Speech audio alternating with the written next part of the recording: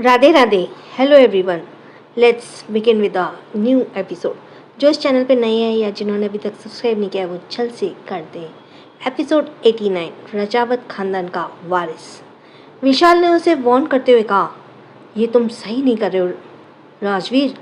आलिया को इस सब में लाने की क्या ज़रूरत थी? तो राजवीर ने हंसते हुए कहा, ज़रूरत थी क्योंकि मैं तुम्हारे घमंडी बाप को अच्छे से जानता हूँ और उसकी दुखती रग को भी। विशाल ने एक नज़र आलिया की तरफ देखा और फिर राजवीर की तरफ देखते हुए कहा, इसका खामियाजा तुम्हें भुगतना होगा राजवीर। बहुत जल्द तुमसे दोबारा मुलाकात होगी। कहकर विशाल वहाँ से चला गया। राजवीर ने एक बार फिर से आलिया की तरफ देखा जो बेसुध उसके सीने से लगी हुई थी। राजवीर ने झटके से आलिया को अपनी गोद में उठाया और कहा, चलो बीबी, अपने रूम में चलने का वक्त आ गया है। अब आगे। वहीं ऊपर रेलिंग के पास खड़ी हुई इशिता ने सारा नज़ारा देख लिया। उसका तो खून जैसे जलकर पानी हो गया था और राजवीर ने आलिया से शादी कर ली। दरअसल वो इस शादी को रोकना चाहती थी, पर राजवीर ने उसे पहले ही वार्निंग दे दी थी कि वो नीचे हॉल में नहीं आए और अगर उसे शादी में किसी भी तरह की अड़चन डालने की कोशिश की तो उसकी सज़ा उसे भुगतनी पड़ेगी। वैसे भी वो कल राजवीर ने इशिता के साथ जो किया था उसके बाद इशिता की हिम्मत नहीं हो रही थी कि शादी में किसी भी तरह का अड़ंगा डालने की। रजावत पैलेस। दादी परेशान हालत में सोफे पर बैठी हुई थी। कहाँ चली गई अदिति? कल तक तो यहीं थी और आज सुबह से नज़र नहीं आ रही। ऐसे बिना बताए वो कहीं नहीं जाती। सुगंधा जी ने उन्हें दिलासा देते हुए कहा, माँ जी, हम पता कर रहे हैं ना कि वो कहाँ है। दरअसल रणवीर और आदित्य के अलावा किसी को नहीं पता था कि अदिति इस वक्त हॉस्पिटल में है और उसने एक प्यारे से बच्चे को जन्म दिया है। तभी सर्वेंट भागते हुए दादी के पास आया और हाँफते हुए बोला, मालकिन, हमने अदिति बिटिया को सब जगह ढूंढ लिया पर वो हमें कहीं नहीं दिख रही। दादी ने परेशान होते कहा, सुगंधा, वो कहाँ गई होगी? वो ऐसी बिना बताए वो कहाँ जा सकती है, वो भी इस हालत में? वही कुछ ही दूरी पर खड़ी हुई माही निया से बोली, निया, तुम्हें क्या लगता है अदिति कहाँ गई होगी? तुम्हें पता है, मुझे कल ही लग रहा था कि अदिति कुछ परेशान है। निया ने कहा, हाँ मुझे भी लग रहा था, पर ऐसे बिना बताए वो कहाँ जा सकती है। तभी गार्ड ने अंदर आते हुए कहा, मालकिन, मुझे आपको कुछ बताना है। तो दादी ने गार्ड की तरफ देखा और पूछा, क्या बताना है? तो गार्ड ने कहा, दरअसल कल मैंने आदित्य बिटिया को आदित्य सर के साथ जाते हुए देखा था। ये सुनकर सुगंधा जी और दादी दोनों ने हैरानी से दूसरे की तरफ देखा। फिर सुगंधा जी ने खड़े होते पूछा, आदित्य के साथ? तो गार्ड ने कहा, हाँ, कल मैंने देखा था। आदित्य बिटिया की तबीयत ठीक नहीं थी तो आदित्य सर उन्हें अपनी गोद में लिए गाड़ी की तरफ जा रहे थे और कुछ ही देर में वो गाड़ी लेकर वहाँ से बाहर निकल गए। सुगंधा जी ने परेशान होते हुए दादी से कहा, अदिति की तबीयत ठीक नहीं थी, कहीं आदित्य उसे हॉस्पिटल तो नहीं ले गया? तो दादी ने कहा, तो क्या कल पूरी रात आदित्य भी घर नहीं लौटा है? सुगंधा जी ने कहा, हाँ, मैंने भी आदित्य को सुबह से नहीं देखा है, मैं अभी उसे कॉल करती हूँ। कहकर सुगंधा जी ने जल्दी से अपने फ़ोन में आदित्य का नंबर डायल किया और फ़ोन कान पर लगा लिया। सामने से काफ़ी देर से रिंग जा रही थी पर आदित्य फ़ोन पिक नहीं कर रहा था। सुगंधा जी ने एक दो बार फिर से आदित्य का नंबर ट्राई किया तो बार बार वही रिस्पॉन्स। सुगंधा जी ने इरिटेट होते हुए कहा, आदित्य मेरा फ़ोन उठा रहा है, मेरा फ़ोन नहीं उठा रहा है माँ जी। दादी की बात सुनते हुए कहा, तुम रणवीर को फ़ोन करो, शायद उसे पता हो आदित्य अदिति को किस हॉस्पिटल में ले गया है। सुगंधा जी ने जल्दी से अपने फ़ोन से आदित्य का नंबर डायल किया और फ़ोन कान पर लगा दिया। सामने से काफ़ी देर रिंग जा रही थी पर आदित्य फ़ोन पिक नहीं कर रहा था। सुगंधा जी ने एक दो बार फिर से आदित्य का फ़ोन ट्राई किया, इस बार भी रिस्पॉन्स नहीं मिला। सुगंधा जी ने इरिटेट होते कहा, आदित्य मेरा फ़ोन नहीं उठा रहा है माँ जी। दादी से कुछ सोचते हुए कहा, तुम रणवीर को फ़ोन करो, शायद उसे पता हो आदित्य अदिति को किस हॉस्पिटल में ले गया है। सुगंधा जी ने हाँ में सिर हिलाया और फिर रणवीर का नंबर डायल किया कुछ रिंग के बाद रणवीर ने फ़ोन उठा लिया तो सुगंधा जी ने परेशान होते कहा, हेलो रणवीर, क्या तुम्हें पता है कि आदित्य अदिति को किस हॉस्पिटल में लेकर गया है? तो सामने से रणवीर ने कुछ सोचते हुए कहा कि आदित्य ने आपको फ़ोन नहीं किया है? तो सुगंधा जी ने कहा, नहीं रणवीर, मैं कब से आदित्य का नंबर ट्राई कर रही हूँ, वो फ़ोन नहीं उठा रहा है। अदिति सुबह से घर से गायब है, इसलिए हम सब बहुत परेशान हैं। तो गार्ड ने बताया कि रात को आदित्य अदिति को किसी हॉस्पिटल में लेकर गया है। अदिति की तबीयत खराब थी। क्या तुम इस बारे में कुछ जानते हो? तो प्लीज़ हमें बताओ। यहाँ माँ जी और हम बहुत परेशान हैं। रणवीर ने कहा, ठीक है। फिर रणवीर ने उसे हॉस्पिटल का एड्रेस दे दिया और फ़ोन डिस्कनेक्ट कर दिया। सुगंधा जी ने दादी से कहा, माँ जी पता चल गया है, चलिए हम भी चलते हैं, पता नहीं अदिति किस हालत में होगी। दादी ने कहा, हाँ सुगंधा, मुझे भी जानना है, पता नहीं बच्ची की तबीयत कैसी खराब हुई। जब तक मैं उसे देख नहीं लूँगी मुझे चैन नहीं मिलेगा। माँ जी ने कहा, आंटी हम भी आपके साथ चलते हैं ना? तो सुगंधा जी ने कहा, बेटा तुम लोग घर पर रहो, हम जा रहे हैं ना उससे मिलने। तो माही और निया दोनों ने जिद करते हुए कहा, प्लीज़ हमें भी साथ ले चलिए ना, हम भी अदिति के लिए बहुत परेशान हैं। तो सुगंधा जी ने कहा, ठीक है चलो। फिर चारों ही अस्पताल से लिए वहाँ से निकल गए। कुछ ही देर में दादी, सुगंधा जी, माही और निया चारों हॉस्पिटल पहुँच गए। सुगंधा जी ने रणवीर से अदिति के रूम का नंबर पता किया। चारों ही अदिति के रूम में पहुँचे। आदित्य वहीं अदिति के बगल में ही बैठा हुआ अपने फ़ोन देख रहा था। जब उसने दादी, सुगंधा जी, माही और निया को आते देखा तो खड़े होते कहा, आप लोगों को यहाँ आने की क्या ज़रूरत थी? तो सुगंधा जी ने आदित्य की बात को इग्नोर करते हुए अदिति की तरफ देखा और उसके पास जाकर अदिति के सिर पर हाथ फेरते बोली, क्या हुआ अदिति को? दरअसल रणवीर ने कुछ देर पहले ही आदित्य को इन्फॉर्म कर दिया था कि दादी और सुगंधा जी हॉस्पिटल आने वाली है, इसलिए आदित्य उनका वेट कर रहा था। उसे समझ नहीं आ रहा था कि वो अपनी माँ को ये सब कैसे बताए। उसने सुगंधा जी से कहा, माँ आप प्लीज़ बैठिए, अदिति अब ठीक है। तभी दादी जी ने परेशान होते कहा, पहले मुझे बताओ अदिति कैसी है और उसका बच्चा? तो अदिति ने कहा, अदिति ने बेबी बॉय को जन्म दिया है। यह सुनकर दादी और सुगंधा जी दोनों के ही फेस पर बड़ी स्माइल आ गई। वो आंखों में चमक लिए अदिति को देखने लगी। वहीं निया और माही दोनों भी बहुत खुश थी इस खबर को सुनकर कि उनका छोटू बेबी आ गया है। दादी ने खुश होते हुए कहा, सच में छोटा सा बाल गोपाल आ गया है? कहाँ है वो? मुझे उसे देखना है। आदित्य अब दादी को भला क्या बताता कि किसी ने बच्चा चुरा लिया है, और ये बात कैसे बताता कि वो बच्चा किसी और का नहीं, राजावत खानदान का वारिस है, आदित्य का खुद का बेटा। उसे समझ नहीं आ रहा था कि वो इतनी बातें अपने परिवार वालों को कैसे बताए और कैसे उन्हें हैंडल करेगा।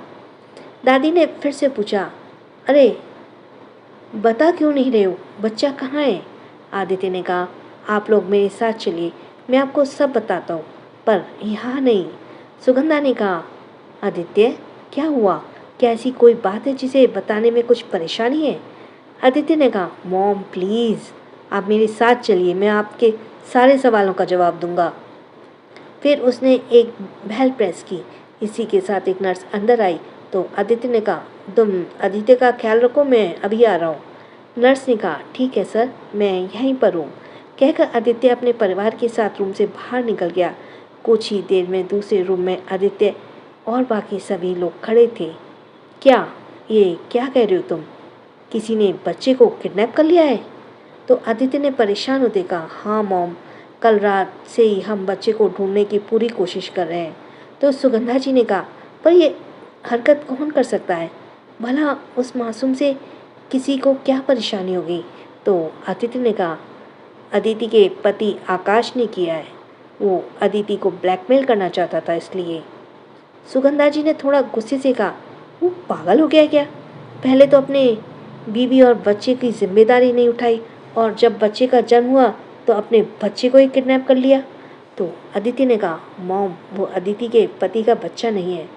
ये सुनकर दादी और सुगंधा जी के साथ साथ निया और माही भी हैरान रह गईं। तभी आदित्य ने अपनी नज़रें चुराते हुए कहा, वो बच्चा मेरा है मॉम, रजावत खानदान का वारिस है। ये सुनकर तो चारों ही एकदम शॉक रह गई, क्योंकि ये सच पूरी तरह से अनएक्सेप्टेड था। सुगंधा जी ने आदित्य को सामने आते हुए कहा, ये क्या कह रहे हो तुम आदित्य, वो बच्चा तुम्हारा? तो आदित्य ने अपनी नज़रें दूसरी तरफ करते हुए कहा, हाँ मॉम, वो बच्चा मेरा है। तो दादी ने कहा, ऐसे कैसे हो सकता है आदित्य, और अगर वो तुम्हारा बच्चा तो इतने वक्त तक तुमने सच क्यों नहीं बताया? तो आदित्य ने परेशान होते कहा, क्योंकि मैं खुद भी सच नहीं जानता था।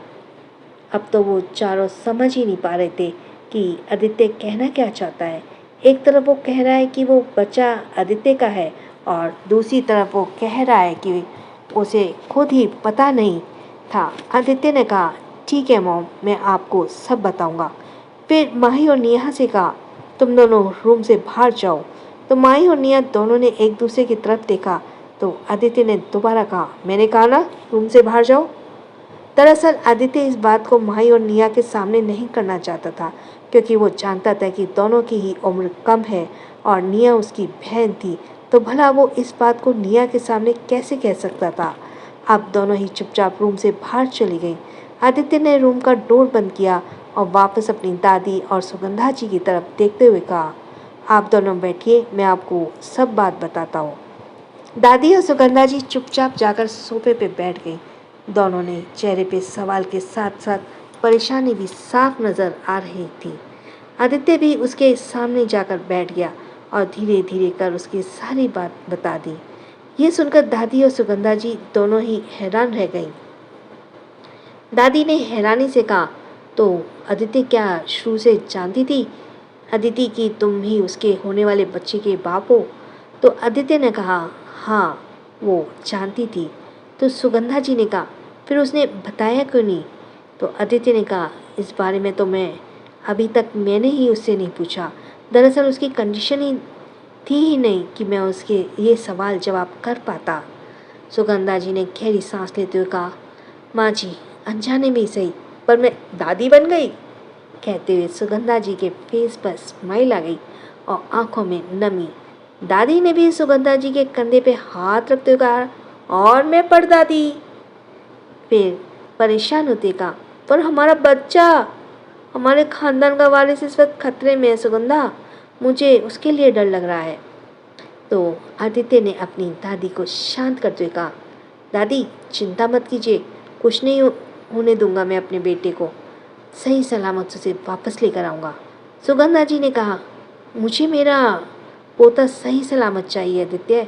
अब ये बात जानकर कि अदिति ने मेरे पोते को जन्म दिया है, मेरा दिल अपने पोते को अपनी गोदी में लेने के लिए बेचैन हो रहा है।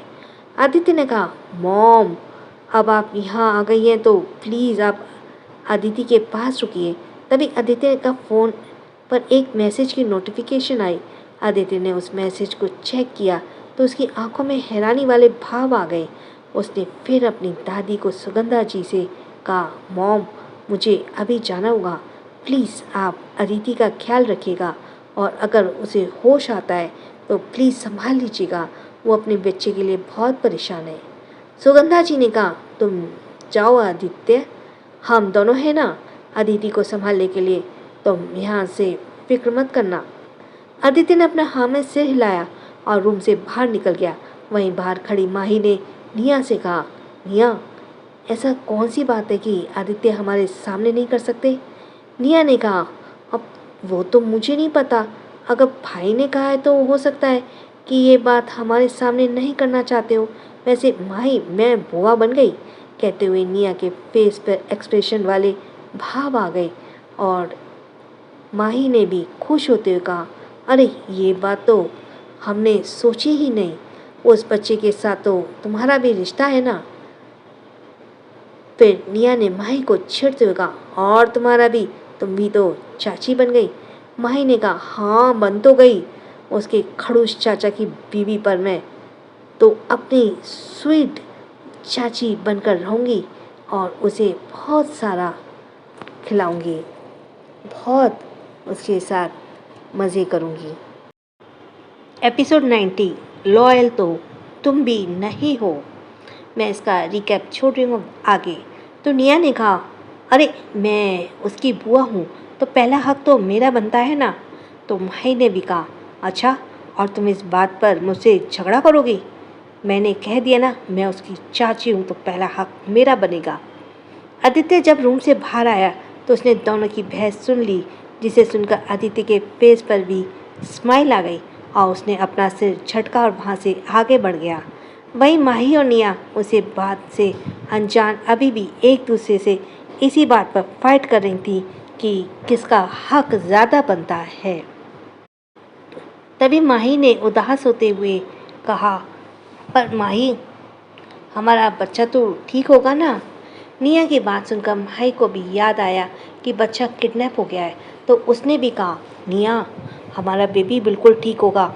चलो हम भगवान जी से जाकर प्रे करते हैं कि वो हमारे छोटू बेबी जल्दी से हमारे पास ले आए। माही और निया दोनों ही अस्पताल में बने मंदिर की तरफ चली गई और हाथ जोड़कर उसके सामने खड़ी हो गई और मन ही मन बच्चे के सही सलामत होने की प्रार्थना करने लगी। वहीं एक रोड पर आकाश फुल स्पीड के साथ अपनी गाड़ी दौड़ा रहा था और बीच बीच में और रियर मिरर व्यू के पीछे की तरफ भी देख रहा था।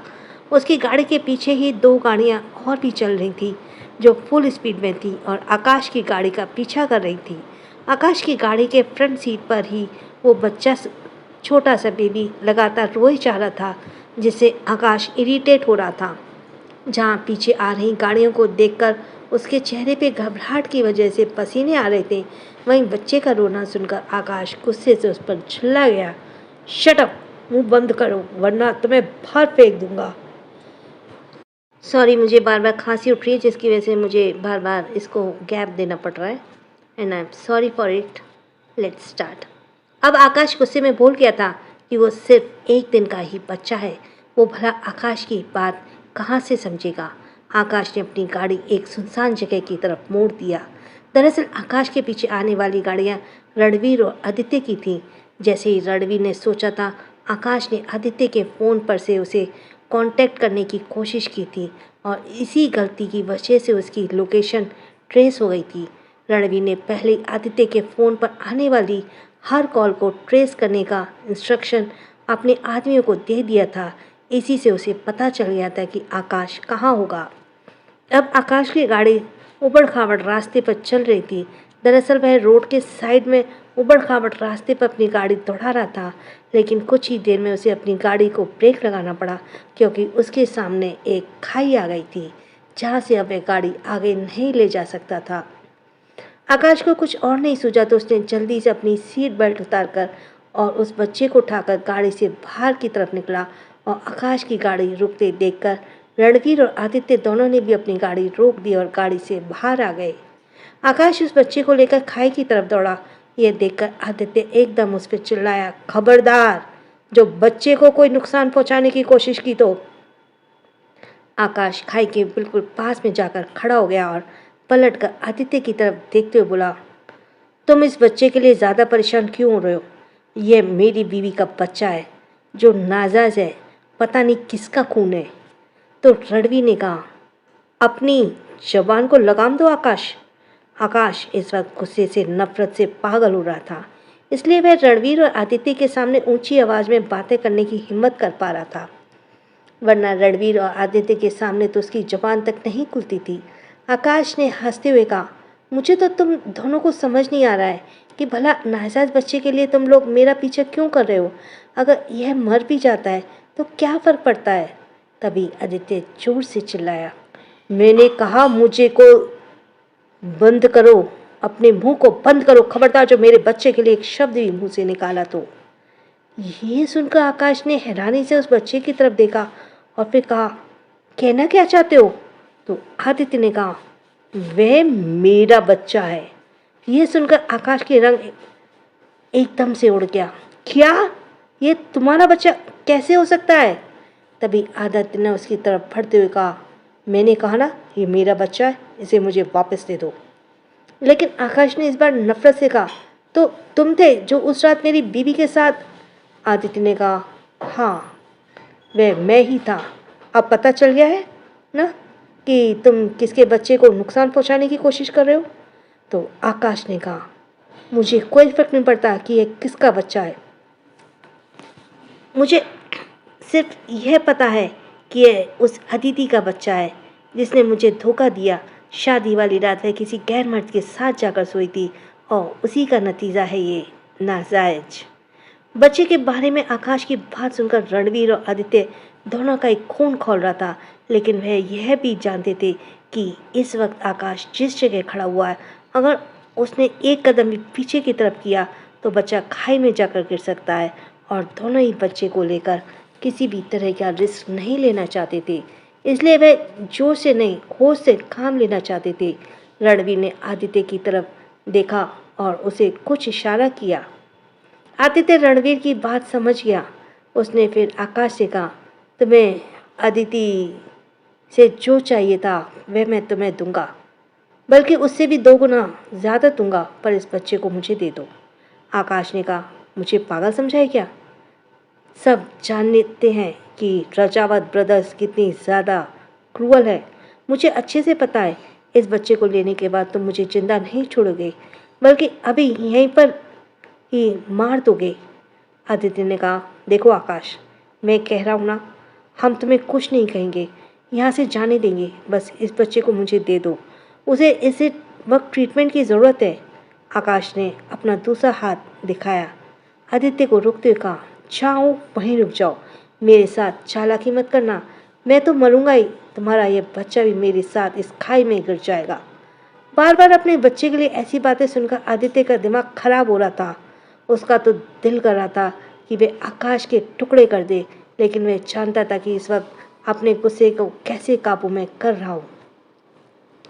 आकाश ने उस बच्चे को पकड़कर हवा में उठाते हुए कहा, तो देखो अपनी आंखों से अपने ही बच्चे की मौत। कहकर आकाश ने जैसे उस बच्चे को खाई की तरफ फेंकना चाहा, उसी के साथ रणवीर ने झटके से आकाश को दूर धकेला और जल्दी से बच्चे को गोदी में लपक लिया। दरअसल रणवीर ने ही आदित्य को इशारा किया था कि वो किसी तरह से आकाश को अपनी बातों में उलझाए रखो, ताकि आकाश का ध्यान पूरी तरह से आदित्य की बातों की तरफ हो और उसका ध्यान रणवीर पर से हट जाए। रणवीर ने इसी का मौके का फ़ायदा उठाया और धीरे कदमों से दूसरी तरफ से होते हुए आकाश के पास पहुंच गया। इससे पहले कि आकाश बच्चे को खाई में फेंक पाता, रणवीर ने बड़ी ही चालाकी से बच्चे को अपनी गोद में ले लिया। आकाश आंधी की तरह से वहीं फर्श पर गिर गया। इससे पहले कि वह उठ पाता, रणवीर ने अपना एक पैर उसकी गर्दन के पीछे रखा और उसे जोर से प्रेस करते हुए कहा, बहुत जवान खुल रही थी ना तेरी, अब पता चलेगा कि रजावत खानदान के वारिस को छूने का क्या सजा होती है। आकाश बहुत कोशिश कर रहा था खड़े होने की, पर रणवीर ने अपने एक पैर से उसे इतनी बुरी तरह से प्रेस किया था कि वह हिल भी नहीं पा रहा था।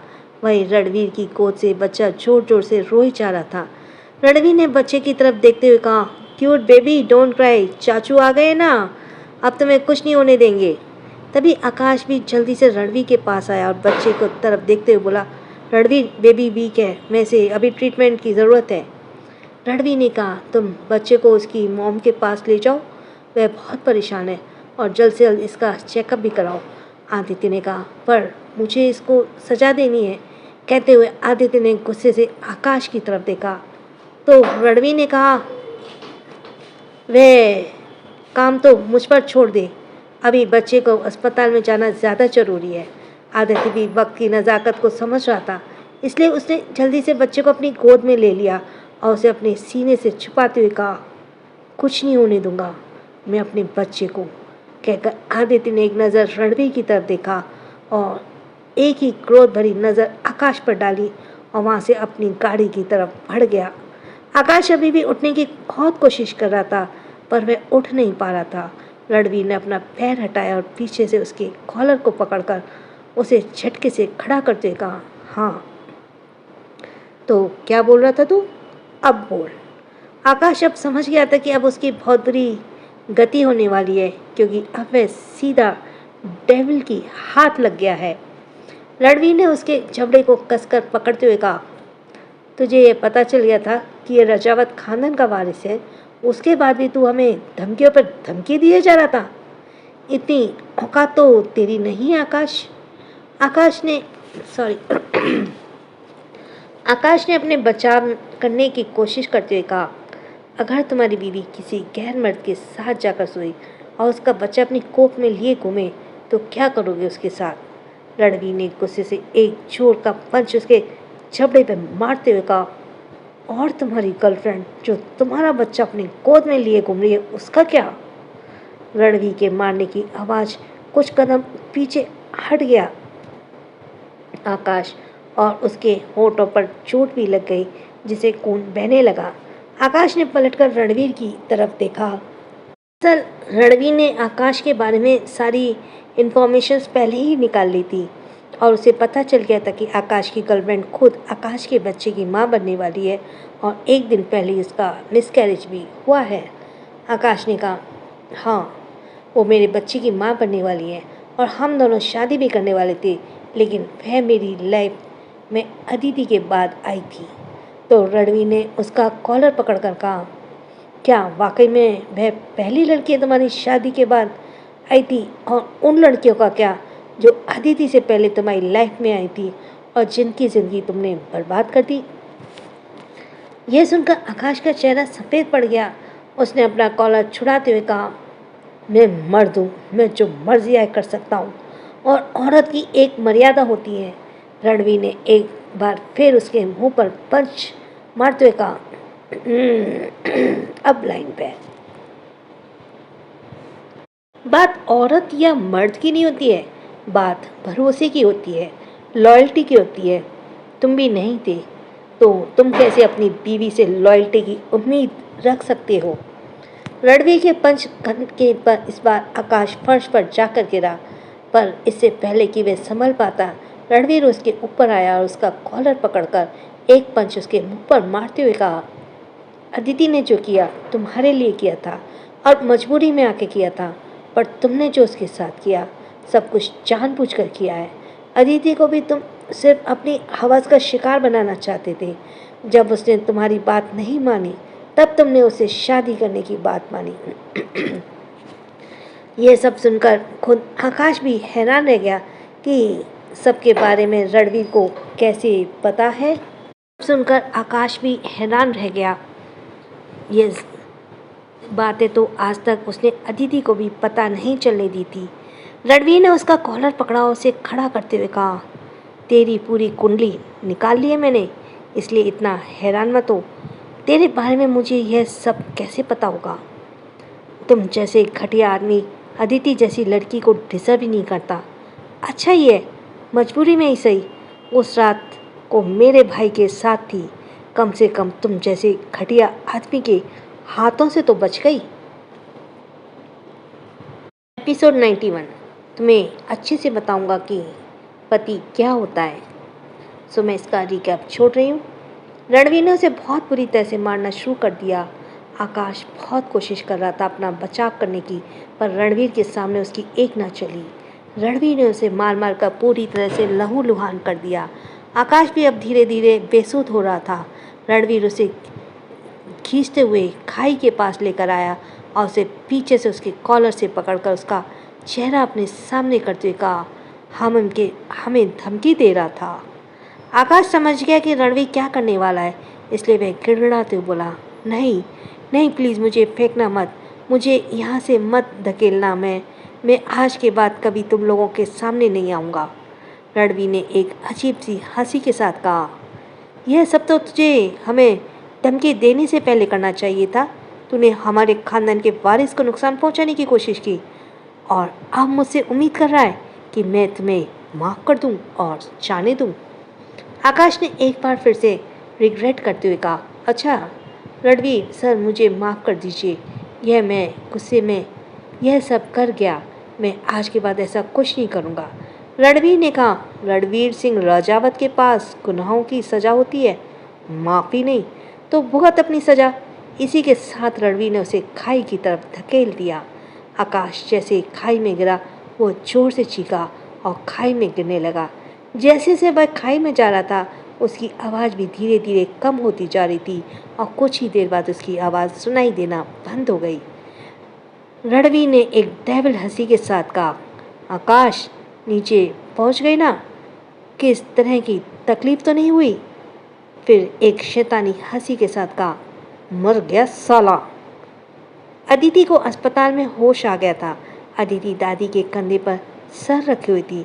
दादी, मेरे बच्चे को ले गए, मुझे उसके लिए डर लग रहा है। दादी उसे दिलासा देते हुए बोली, कुछ नहीं होगा बच्ची, हम हैं ना। रणवीर और आदित्य कहें, ये तुम्हारे बच्चे को सेफली के साथ तुम्हारे पास ले आएंगे। सुगंधा भी अदिति को समझा रही थी, अदिति इतना मत रो, अभी तो बहुत वीक हो, तुम्हारा इतना रोना ठीक नहीं है बच्चे। अदिति ने सुगंधा जी से कहा, आंटी मुझे मेरा बच्चा चाहिए, वह बहुत छोटा है, उसे मेरी ज़रूरत है। अदिति की हालत देखकर अब माही को भी रोना आ रहा था, इसलिए वो सोफे पर बैठे बैठे आंसू से भरी आंखों से अदिति को देख रही थी। उसने रुआसा होते हुए निया से कहा, हमारा छोटू बच्चू ठीक तो होगा ना? निया ने बहुत उदास थी। उसने कहा, मुझे पता है, मेरे दोनों भाइयों ने अगर कहा है कि वे सेफ्टी के छोटू बेबी को ले आएंगे तो वे लेकर आएंगे, देख लेना। तभी रूम का डोर ओपन हुआ और आदित्य बच्चे को गोद में लिए रूम में अंदर आया। सभी की नज़र अचानक आदित्य पर गई। आदित्य के गोद में बच्चे को देखकर सभी की नज़र उस बच्चे पर ही थम गई। मेरा बच्चा, तुमने बच्चा लिया, ये तो ठीक तो है ना? कहकर अदिति जैसी बेड से नीचे उतरने लगी, दादी ने उसे रोकते हुए कहा, क्या कर रही हो अदिति, तुम्हें बेड से नहीं उतरना है। आदित्य ने भी आदि के पास आते ही कहा, मैं तुम्हारे पास तुम्हारे बच्चे को लेकर आ रहा हूँ ना। आदिति हसरत भरी नजरों से अपने बच्चे को देख रही थी। अपनी दोनों बाहें आगे करते हुए कहा, मुझे मेरे बेबी दो, मुझे मुझसे अपनी गोद में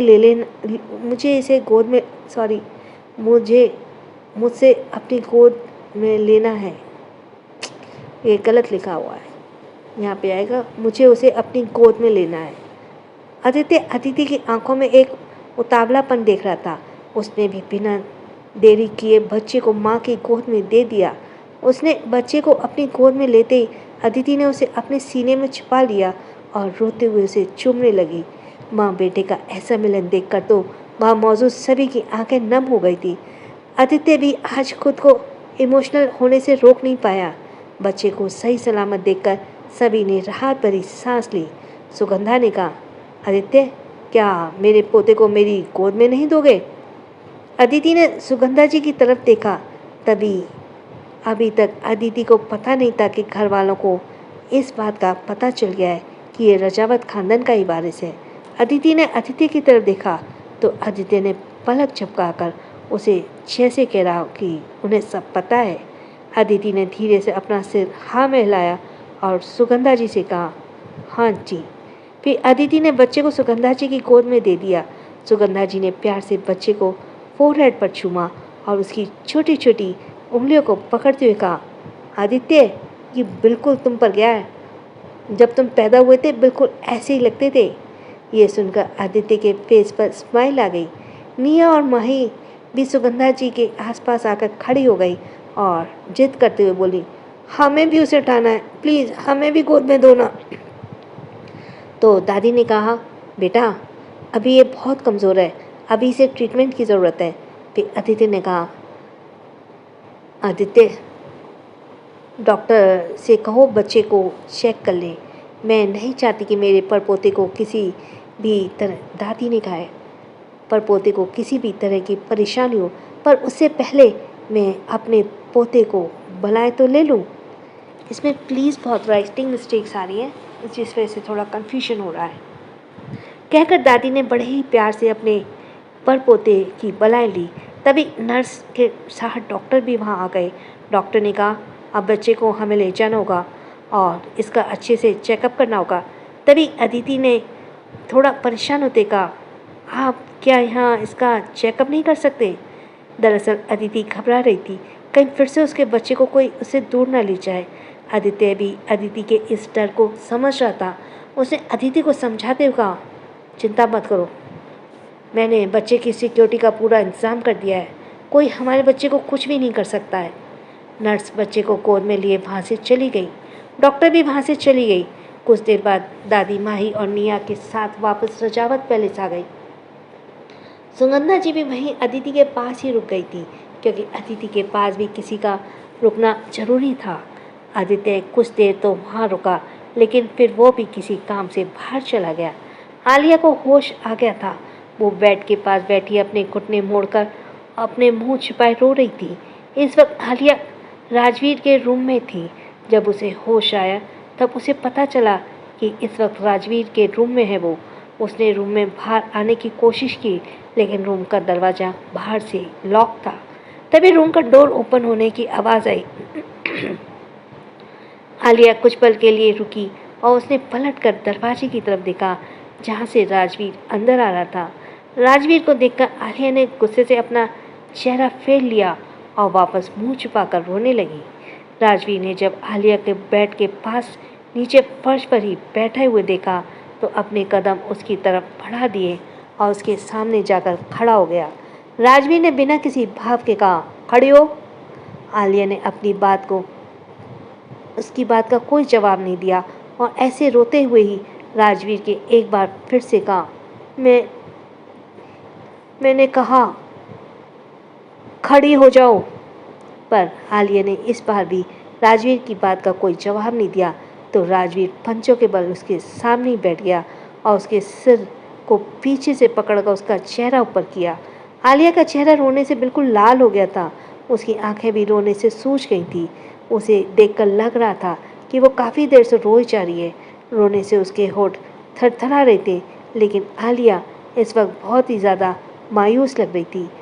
थोड़ी गुस्से में और थोड़ी डरी सहमी राजवीर को देख रही थी, जैसे अपनी आंखों से उसे शिकायतें कर रही हो कि मेरे साथ ऐसा क्यों किया। राजवीर कुछ पल तो बिना किसी भाव के उसे देखता रहा और फिर उसने पूछा, इतना रो क्यों रही हो? अब शादी हो गई है ना हमारी, तो रोने की कोई ज़रूरत नहीं है और रोने से कुछ नहीं होने वाला, ना ही कुछ बदलने वाला है। आलिया ने अपनी कांपती आवाज़ में कहा, मेरे साथ आपने ऐसे क्यों किया?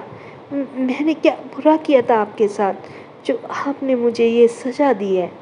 राजवीर ने थोड़ा उसकी तरफ झुकते हुए कहा, अभी तक मैंने तुम्हें कोई सज़ा नहीं दी है, लेकिन अगर तुम मेरी बात इसी तरह से नहीं मानोगी ना, तो हो सकता है मैं तुम्हें सज़ा दूँ। फिर कुछ देर चुप रहने के बाद कहा, मेरे सामने कभी ये आंसू मत बहाना। पता है क्यों? क्योंकि मुझे किसी के आंसुओं से, किसी के इमोशन से कोई फ़र्क नहीं पड़ता है।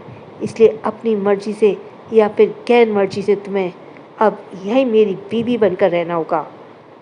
आलिया ने झटके से राजवीर का हाथ अपने बालों से छटकाया और खड़े होकर गुस्से से चिल्लाकर बोली, नहीं मानती मैं आपको आप अपना पति, ना ही मैं आपकी बीवी हूँ और ना ही मैं यहाँ रहने वाली हूँ, क्योंकि आपने ज़बरदस्ती शादी की है।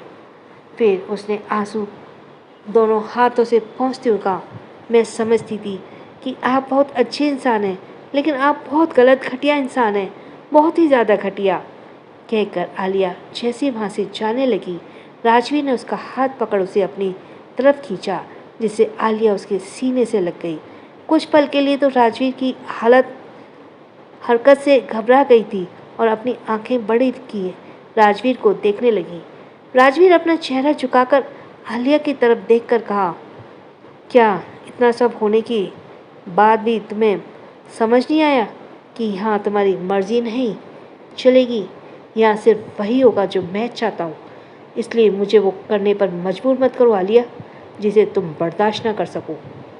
इस पर आलिया ने बहुत ही ज़्यादा मासूमियत से कहा, पर एक बार मुझे बता तो दीजिए कि आपने मेरे साथ ऐसे क्यों किया? मैंने आपका कुछ नहीं बिगाड़ा। क्या मुझसे कोई गलती हुई है जो आप इस तरह से? कहते कहते आलिया की आवाज़ रोने वाली हो गई, रुंध गई। राजवीर ने गहरी सांस ली और आलिया से दूर होकर अपना चेहरा दूसरी तरफ फेर लिया। दरअसल आलिया के आंसू राजवीर को कहीं ना कहीं बेचैन कर रहे थे। वो आलिया के सवाल का जवाब देना नहीं चाहता था, क्योंकि जो जवाब उसके पास था वो शायद आलिया बर्दाश्त ना कर पाती, या फिर आलिया की उम्र ही इतनी नहीं थी कि राजवीर की बात समझ पाती। इसलिए राजवीर ने एक गहरी सांस लेकर खुद को रिलैक्स किया और वापस पलटकर आलिया की तरफ देखा, जो अभी भी अपने जवाब का इंतज़ार कर रही थी और सवालिया नज़रों से राजवीर को ही देख रही थी। राजवीर ने आलिया से कहा, देखो आलिया, कुछ सवालों के जवाब नहीं दिए जाते हैं और अभी तुम इतनी भी बड़ी नहीं हुई हो कि मेरी बात को समझ पाओ, इसलिए ये जिद छोड़ दो और इस शादी को एक्सेप्ट कर लो, क्योंकि मैं तुम पर गुस्सा नहीं करना चाहता, क्योंकि मैं जानता हूँ कि तुम मेरा गुस्सा बर्दाश्त नहीं कर सकती हो। राजवीर के जवाब से आलिया बिल्कुल भी सेटिस्फाइड नहीं थी, क्योंकि वो जानना चाहती थी पर राजवीर उसको जवाब दे ही नहीं रहा था। उसने एक बार फिर से पूछा, ये मेरे सवाल का जवाब नहीं है मिस्टर राजवीर, और जब तक आप मुझे मेरे सवाल का जवाब नहीं दे देते, मैं इस कमरे में नहीं रहूँगी। आलिया की जिद देखकर राजवीर अब अपना कंट्रोल खो रहा था। दरअसल राजवीर थोड़ा शॉर्ट टेम्पर था और उसे बर्दाश्त नहीं होता था कि सामने वाला उसकी बात ना माने या फिर वो ना करे जो वो चाहता है। इसलिए इस बार उसने आलिया को सख्ती में कहा, तुम्हें बार बार कह रहा हूँ, समझ नहीं आ रहा है क्या? मुझे गुस्सा दिलाने की कोशिश मत करो, चुपचाप इसी कमरे में रहो और इस बात को अपने छोटे से दिमाग में बैठा लो कि तुम अब मेरी बीवी हो, क्योंकि अगर दूसरी बार तुमने जिद की तो तुम्हें अच्छे से बताऊंगा कि पति क्या होता है। तब शायद तुम्हें ज़्यादा अच्छे से समझ आए कि तुम अब मेरी बीवी बन चुकी हो। कहकर राजवीर रूम से बाहर निकल गया और एक तेज आवाज़ के साथ रूम का डोर बंद कर दिया। आलिया ने नम आंखों से उसे जाते हुए देखा और वापस वहीं फर्श पर ही बैठ गई और अपनी हथेली से अपना चेहरा छुपाने रोने लगी। तो लिसनिंग, छोटों को प्यार, बड़ों को सम्मान, इसी के साथ चैनल सब्सक्राइब करते रहना। राधे राधे।